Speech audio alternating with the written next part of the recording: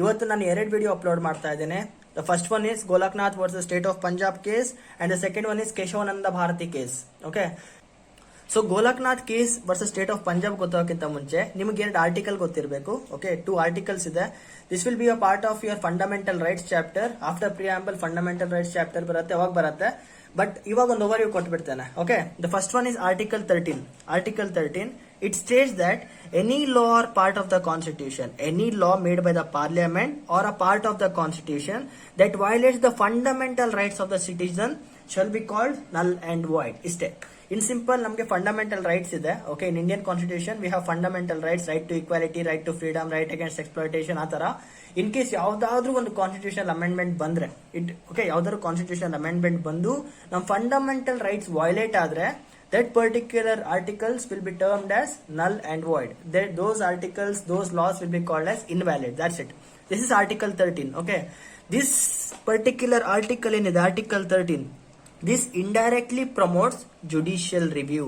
So this is nothing but judicial review alva. In case ಯಾವ್ದಾದ್ರು ಲಾ ಬಂತು ನಾಳೆ right to ಈಕ್ವಾಲಿಟಿಗೆ ಧಕ್ಕೆ ಬಿದ್ದಿದೆ, ನಾಳೆಯಿಂದ there is nothing called as right to equality.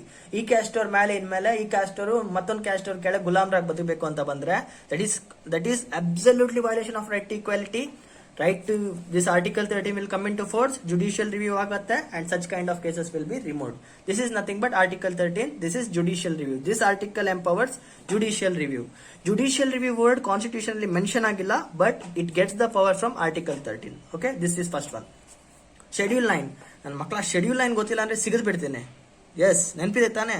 Any article that comes under schedule 9, okay, schedule 9 is not subjected to judicial review. ಬಾಯ್ ಬಡ್ಕೊಂಡಿದ್ದೀನಿ ನಾನು ಅವತ್ತು. Schedule 9, schedule 9, schedule 1, schedule 2 through schedule 12 ಎಲ್ಲಾ ಶೆಡ್ಯೂಲ್ಸ್ ನಾನು ನಿಮ್ಗೆ explain ಮಾಡಿದ್ದೇನೆ. So you should be knowing schedule 9. In case ನಿಮ್ಗೆ ಗೊತ್ತಿಲ್ಲ ಅಂದ್ರೆ ಪಾಲಿಟಿ ವಿಡಿಯೋಸ್ಗೆ ಹೋಗಿ ಅಲ್ಲಿ ನೋಡಿ, ನಾನು ಎಲ್ಲಾ ಶೆಡ್ಯೂಲ್ನು ಕ್ಲಿಯರ್ ಆಗಿ ಎಕ್ಸ್ಪ್ಲೇನ್ ಮಾಡಿದ್ದೇನೆ. ಸೊ ಇನ್ ಸಿಂಪಲ್, ಶೆಡ್ಯೂಲ್ 9 ಅಲ್ಲಿ ಯಾವ್ದಾದ್ರು ಒಂದು ಆರ್ಟಿಕಲ್ ಬಂದು ಯಾವ್ದಾದ್ರು ಲಾ ಬಂದ್ರೆ it is not questionable in courts. That's it. So Golaknath ಕೇಸಿಗೆ ಬರೋಕ್ಕಿಂತ ಮುಂಚೆ ಇನ್ನೊಂದು ಚಿಕ್ಕ article 32, that is right to constitutional remedies. Okay, right to constitutional remedies. ಈ ಪರ್ಟಿಕ್ಯುಲರ್ ಆರ್ಟಿಕಲ್ ಏನಿದೆ ಇದನ್ನ ಡಾಕ್ಟರ್ BR ಅಂಬೇಡ್ಕರ್ ಅವರು soul and heart of the constitution ಅಂತ ಕರೆದಿದ್ದಾರೆ. This particular article, remember, article 32 is called as soul and heart of the constitution. In simple, right to constitutional remedies ಅಂದ್ರೆ in case ನಿಮ್ fundamental rights ನ ಯಾರು violate ಮಾಡಿದ್ರೆ, okay, article 13 ಅಂತ ಮುಚ್ಚಾಕತ್ತೆ.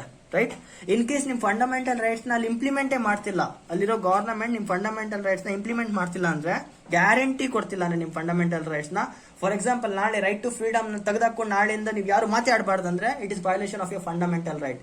In such situation the courts can enforce your fundamental rights. You can directly go to the Supreme Court of India and say that, sir, ನಮ್ಮ fundamental rights ನ implement ಮಾಡಕ್ ಬಿಡ್ತಾ ಇಲ್ಲ, please enforce our fundamental rights. That particular article ಏನಿದೆ, it's right to constitutional remedies, enforcing your fundamental rights. That's it. Article 32 ನಿಮ್ಮ rights ನ enforce ಮಾಡುತ್ತೆ. Article 13 ಯಾವ್ದಾದ್ರು ಆರ್ಟಿಕಲ್ ನಿಮ್ ಫಂಡಮೆಂಟಲ್ ರೈಟ್ಸ್ ನ ವೈಲೇಟ್ ಮಾಡಿದ್ರೆ ಅದನ್ನ ರಿಮೂವ್ ಮಾಡುತ್ತೆ. ಇದು ಅರ್ಥ ಮಾಡ್ಕೊಳ್ಳಿ. Article 13 and article 32, right to constitutional remedies. So ಇವಾಗ ನಾವು Golaknath versus state of Punjab case ಬಗ್ಗೆ ಮಾತಾಡೋಣ. What is this case all about? This case is regarding Punjab security of land tenures act of 1953. ಈ ಆಕ್ಟ್ ಪ್ರಕಾರ ಏನಂದ್ರೆ, ಪಂಜಾಬ್ ಗವರ್ನಮೆಂಟ್ ಸೆಡ್ ದಟ್ ಯಾರ ಹತ್ರ ಹೆಚ್ಚು ಲ್ಯಾಂಡ್ ಇದ್ರೆ, ಯಾರ ಹತ್ರ 100, 200, 300, 400, 500 ಎಕರ್ ಲ್ಯಾಂಡ್ ಇದ್ರೆ, ಓಕೆ, ಲ್ಯಾಂಡ್ ಇದ್ರೆ ಅದನ್ನ ನಾವು ಗವರ್ಮೆಂಟ್ ಅಂಡರ್ ಅಲ್ಲಿ ತಗೊಳ್ತೀವಿ. ವಿಲ್ ಪುಟ್ ಅ ಲಿಮಿಟ್, ಒಂದು ಲಿಮಿಟ್ ಹಾಕ್ತಿವಿ. ಅದಕ್ಕಿಂತ ಜಾಸ್ತಿ ಲ್ಯಾಂಡ್ ನ ಒಬ್ಬ ಪರ್ಸನ್ ಇಟ್ಕೊಳ್ಳೋ ಹಾಗಿಲ್ಲ. ಅದಕ್ಕಿಂತ ಜಾಸ್ತಿ ಲ್ಯಾಂಡ್ ಇದ್ರೆ ಅದನ್ನ ಗವರ್ಮೆಂಟ್ ತಕೊಂಡು ಅದು ಪೆಸೆಂಟ್ಸ್ ಅಂದ್ರೆ ಕೆಲಸ ಮಾಡ್ತಿರ್ತಾರಲ್ಲ ಅಲ್ಲಿ ಚಿಕ್ಕ ಫಾರ್ಮರ್ಸ್, ಪೆಸೆಂಟ್ಸ್ ಕೂಲಿ ಮಾಡ್ತಿರ್ತಾರಲ್ವಾ, ಅವರಿಗೆ ಸಮಾನವಾಗಿ ಹಂಚ್ತೀವಿ. This is Punjab security of land tenures act. ಇದು ಲ್ಯಾಂಡ್ ರಿಫಾರ್ಮ್ಸ್ ಅಲ್ಲಿ ಬರುತ್ತೆ. ನೋಡಿ, ಇಂಡಿಪೆಂಡೆನ್ಸ್ ಬಂದಾಗ ಕೆಲವರ ಹತ್ರ ಸಿಕ್ಕಾಪಟ್ಟೆ ಲ್ಯಾಂಡ್ ಇತ್ತು, ಕೆಲವರ ಹತ್ರ 1000 ಎಕರ್ ಇತ್ತು, ಕೆಲವರ ಹತ್ರ 500 ಎಕರ್ ಇತ್ತು, 200 ಎಕರ್ ಇತ್ತು. ಅದು ಎಕನಾಮಿಕ್ ಇನ್ಇಕ್ವಾಲಿಟಿನ ಪ್ರಮೋಟ್ ಮಾಡುತ್ತೆ. What is our article 14?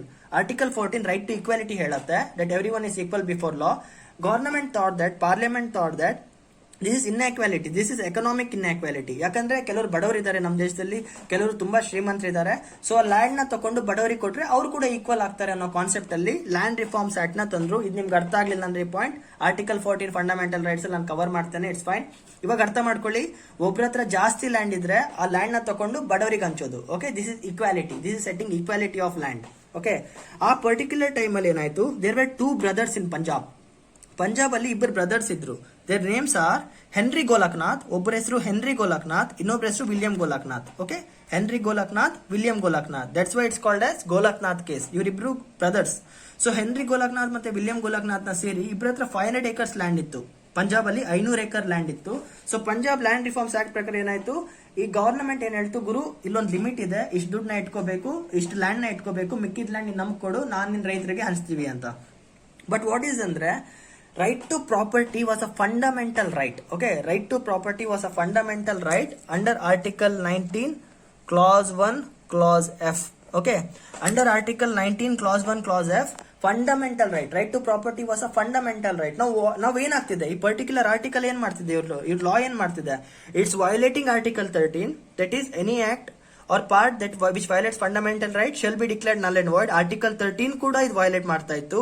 And Article 32 right to constitutional remedies, ನಿಮ್ ಫಂಡಮೆಂಟಲ್ ರೈಟ್ಸ್ ನ ಯಾರು ಇಂಪೋಸ್ ಮಾಡಕ್ ಬಿಡ್ತಿಲ್ಲ ಅಂದ್ರೆ ನೀವು ಅದನ್ನ ಸುಪ್ರೀಂ ಕೋರ್ಟ್ ಅಲ್ಲಿ ಕ್ವೆಶ್ಚನ್ ಕೂಡ ಮಾಡಬಹುದು. This two articles were challenging the act ಏನಿದೆ, this was challenging the might of these two articles. So Golaknath brothers, Henry Golaknath and William Golaknath, went to the Supreme Court of India, okay, to challenge against the state of Punjab, because ಇದು Punjab rule ಆಗಿತ್ತು, to challenge it against state of Punjab in 1967. ಅದಕ್ಕಿಂತ ಮೊದಲು ಒಂದು ಚಿಕ್ಕ part ಮಾಡ್ಕೊಂಡ್ರು. ಇಂಥ using the 17th constitutional amendment of 1964, using 17th constitutional amendment of 1964. constitutional amendment ಅಂದ್ರೆ ಗೊತ್ತು ತಾನೆ, changing the articles or editing the articles, making new laws. okay, constitutional amendment. ಈ particular law ಏನಿದೆ, Punjab security of land tenures act ಏನಿದೆ, this was put under 9th schedule. what is 9th schedule? ಮಕ್ಕಳ ಈಗಷ್ಟೇ ಹೇಳಿದೀನಿ ಕಣ್ರೋ, any article that comes under 9th schedule cannot be questioned. okay, cannot be done in judicial review. so article schedule 9 ಹಾಕಿದ ಕೂಡಲೇ ಏನಾಯ್ತು, this particular became immune to judicial review. So then also Golaknath brothers went to the Supreme Court of India to challenge the might of constitution, to challenge the might of the parliament. how much, ಎಷ್ಟು ನಿಗರಾಡಬಹುದು parliament ಅಂತ check ಮಾಡಕ್ಕೆ Golaknath brothers went to Supreme Court to challenge the rules of states of Punjab. Punjab ಅಲ್ಲಿ ಮಾಡಿರುವಂತ rule ನ challenge ಮಾಡಕ್ಕೆ 1967 ಅಲ್ಲಿ supreme court ಹತ್ರ ಹೋದ್ರು. ಸೊ ವಾಟ್, ಸುಪ್ರೀಂ ಕೋರ್ಟ್ ಇವ್ರ ಪುರಾಣ ಕೇಳ್ತು, ಇವ್ರ ಕೇಸ್ ನ ಕೇಳ್ತು, and that gave a revolutionary judgment. Revolutionary judgment. There are three important judgments. 1 second. Sorry, not 3.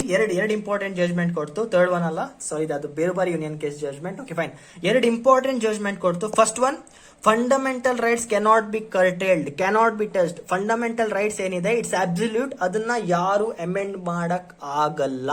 Okay, ಒಂದು ಸಲ ಫಂಡಮೆಂಟಲ್ ರೈಟ್ಸ್ ಅಂತ ಏನಾದ್ರು ಕೊಟ್ರೆ ಅದನ್ನ ಪಾರ್ಲಿಮೆಂಟ್ ಆಗ್ಲಿ ಅವ್ರ ಅಪ್ಪನೇ ಆಗ್ಲಿ ಯಾರು ಅದನ್ನ ಮುಟ್ಟಕ್ಕಿಲ್ಲ ಅಂತ ಫಸ್ಟ್ ಜಜ್ಮೆಂಟ್ ಕೊಡ್ತು. See, fundamental rights cannot be curtailed ಅಂದ್ರೆ ಆರ್ಟಿಕಲ್ 19 clause 1 clause F ಅಲ್ಲಿ ಇರುವಂತ right to property fundamental right ಕೂಡ ವ್ಯಾಲಿಡ್, ಅದನ್ನ ಟಚ್ ಮಾಡಕ್ ಆಗಲ್ಲ. And the amendments that are made, amendments ಏನ್ ಮಾಡ್ತಾರೆ, these are also laws and these can be subjected to judicial review ಅಂತ ಎರಡು ಸ್ಟೇಟ್ಮೆಂಟ್ ಕೊಡ್ತು. First one, fundamental rights cannot be curtailed, and second one, amendments are also laws ಅಂತ ಹೇಳ್ತು. So ಏನಾಯ್ತು, ಇವ್ರು ಏನ್ ಮಾಡಿದ್ರು, ಇದು Punjab security of land tenures act ಅಂತ ಏನ್ ಮಾಡಿದ್ದಾರೆ 1953 ಅಲ್ಲಿ, this was termed illegitimate, this became wrong, ಇದು ಹೊರಟೋಯ್ತು. So Golaknath brothers, Henry Golaknath and William Golaknath won the case, ಗೆದ್ರು, they got their 500 acres land. Okay, so right to ಪ್ರಾಪರ್ಟಿನ ಇಟ್ಕೊಂಡ್ರು, ಫಂಡಮೆಂಟಲ್ ರೈಟ್ಸ್ ನ curtail ಮಾಡಕ್ಕೆ ಆಗಲ್ಲ ಅಂತ ಹೇಳಿದ್ರು.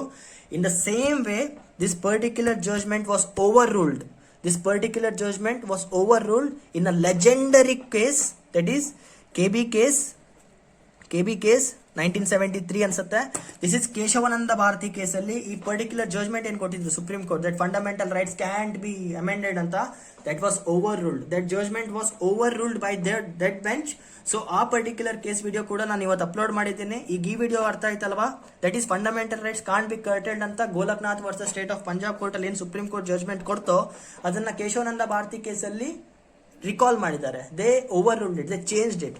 ಈಗ ನೆಕ್ಸ್ಟ್ ಆ ವಿಡಿಯೋಗೆ ಹೋಗಿ ಆ ಕೇಸ್ನ ಅರ್ಥ ಮಾಡ್ಕೊಳ್ಳಿ. ಓಕೆ, ಈ ಎರಡು ಕೇಸಸ್ ತುಂಬಾ ಇಂಪಾರ್ಟೆಂಟ್. ಸೊ ಇವತ್ತಿಗೆ ನಾನು 3 ಕೇಸಸ್ ಅಪ್ಲೋಡ್ ಮಾಡಿದ್ದೇನೆ. SR Bommai case, Golaknath versus state of Punjab case, and the next case is Keshavananda Bharati case. ಈ 3 ಕೇಸ್ ಜೊತೆ ಫ್ಯಾಮಿಲಿಯರ್ ಆಗಿ, ಯಾಕಂದ್ರೆ ಮುಂದೆ ಬರುವಂತ ಆರ್ಟಿಕಲ್ಸ್ ಅಲ್ಲಿ I will be quoting this, I will say that Kesavananda Bharati case ಅಲ್ಲಿ ಹಿಂಗಾಯ್ತು ಹಂಗಾಯ್ತು ಅಂತ ನಿಮ್ಗೆ ಕೇಸ್ ಗೊತ್ತಿರಬೇಕು. ಓಕೆ, ಸೊ ನಾವು go back and study Kesavananda Bharati case. Okay, Jai.